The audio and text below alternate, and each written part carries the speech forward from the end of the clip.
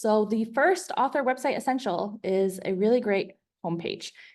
So the homepage is the most important part of your website because it's the first thing that new visitors see when they are coming to your website. So every homepage needs, if you're, the number one mistake I see when authors have their websites is authors putting everything on their homepage because they do know this is the most important page. But if you overwhelm your visitor with too much information that's not as important, they're going to get overwhelmed or they're going to click on the wrong things. And what you want to remember is your homepage is selling you, it's selling your books. And as much as you may want to direct them to your blog or to your about page and things about you, favorite facts about you, you really want to try to focus on what you want what actions you want your visitors to take.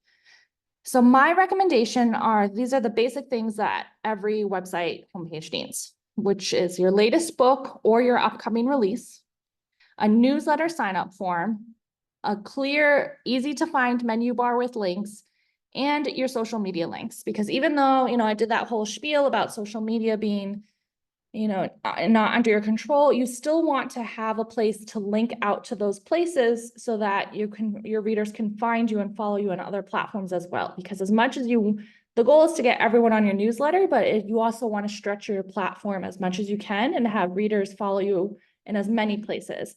So make it easy for them to follow you. So here I have some different homepages for different authors, different genres of some sites I've designed.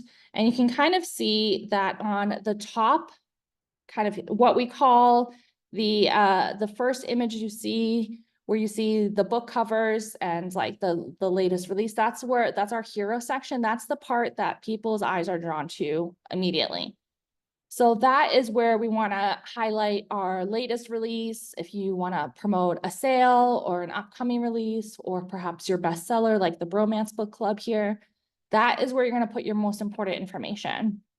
And then you want to have very clear menu bars. And typically I like to put those in a different color so that they really kind of pop out. So we have purple here for Felicia, this deep red for Kathleen, and this bright fun yellow for Lissa.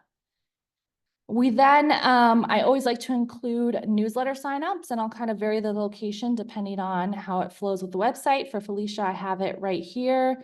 And I will also include a separate newsletter page as well, but we'll talk about that. So there's multiple opportunities for people to sign up and find your newsletter. I find with the traditionally published folks, a lot of them like to have the author bio on the homepage just because they are most, or their agents or their editors are most likely reaching out to media. So they want to have that information pretty easy to find.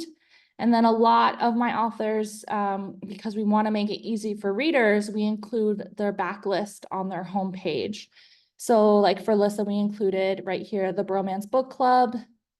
Kathleen is a pretty prolific historical romance author, so she has a few series that we wanted to highlight, and then we highlighted Felicia's books at the bottom. So all the websites have slightly different flows, but they all have and capture that information. You can see they also have their social media links, and we'll talk more about different places that you can find the same information on this homepage, but the homepage should be a quick overview of everything that you want your reader to know about you and your books. So what if you are pre-published or a debut and you don't have anything quite ready to share? So I'm going to be talking about that from using my website and using an author website who is in the querying process. So for the querying author, what she did is she kind of made her homepage a scrapbook style of the vibe of her book, which was a historical romance. So we made like a Pinterest style kind of scrapbook look for her website where she could talk about her work in progress. And there's a link to learn more about her book. And then just a very simple sign up form for anyone who wanted to follow along her publishing journey. She does have an about page up top here, but she really wanted to promote her book and have something so that when she was querying agents, she could show them, hey, I'm really serious. I have this platform that I'm starting to build. I have a page already for my work in progress, like I am ready to go. And then on the right-hand side, we have the website that I had done for my book, where you could see it's out now, but this is when it wasn't out yet. We had the release upcoming date, a blurb with the pre-order links. I like to add a different blurb, the same blurb, the full blurb here, and then just an add to Goodreads. I had my the bookstores that I was selling my book through, a little newsletter plugin, and then my author bio and then a link right down here for underneath my author photo for a media kit. So that, even if you don't really feel like you have enough, if you just have a work in progress, you can still absolutely have a website and a web presence and have something that at least is yours that you fully own.